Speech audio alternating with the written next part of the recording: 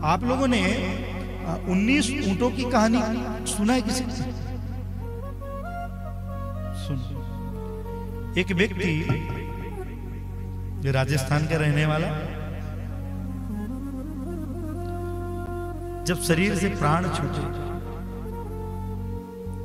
छूटने से पूर्व एक लेटर में लिख करके गया कि मेरे मरने के बाद बच्चों में बंटवारा कैसे हो।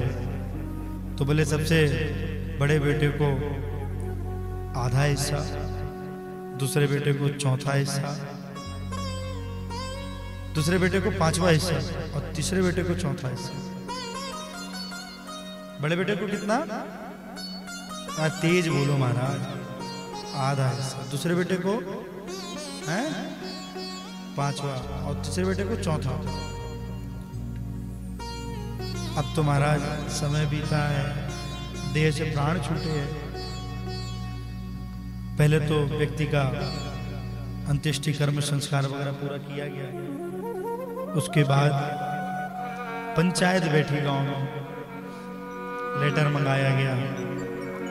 सबसे पहले तो पता किया गया कि इसकी संपत्ति में है क्या। तो केवल उसकी संपत्ति में 19 ऊंट मिले। कितने ऊंट? 19 ऊंट मिले। पहले तो संपत्ति को एक जगह में रखा गया। अब परेशान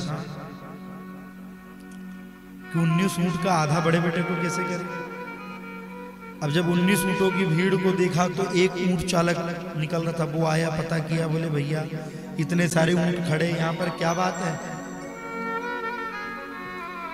तो कहा उन्होंने कि ऐसा ऐसा, पूरी कहानी उनको बताई।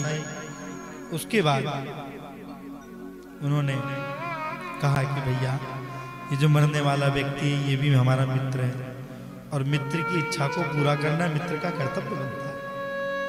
तो आप एक काम करो, एक हमारा ऊंट भी ले लो और बंटवारा कर लो। ठीक है। पंचायत 19 ऊंटों का आधा बड़े बेटे को दिए। कितना हुआ?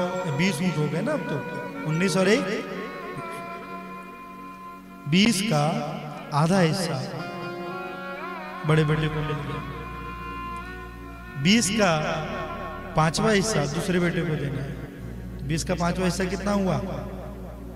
4 हुआ ना, 4 पंचे 20। हाँ वो 252 वाला हम नहीं पढ़े भाई, पंचे 4 पंचे 20, 4 ऊंट महाराज उनको दे दिए।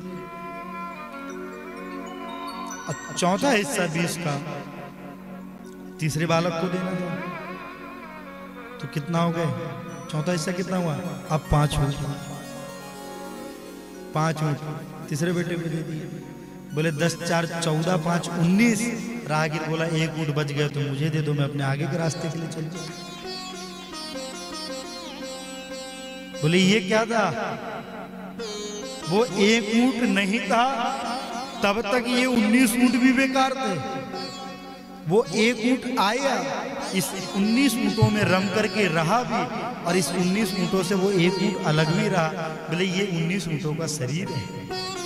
5 ज्ञानेंद्रिय, 5 कर्मेंद्रिय, 5 तत्व, 4 क्षिति जल पावक गगन समीरा, इन 19 तत्वों से मिलकर के हमारा शरीर बना है।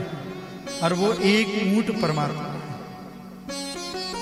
वो इस शरीर में आता है, इस संसार में रमण करता है और इस शरीर इसी धराधाम में छोड़ करके फिर अपने आगे के लिए निकलता है। ये वही परमात्मा है।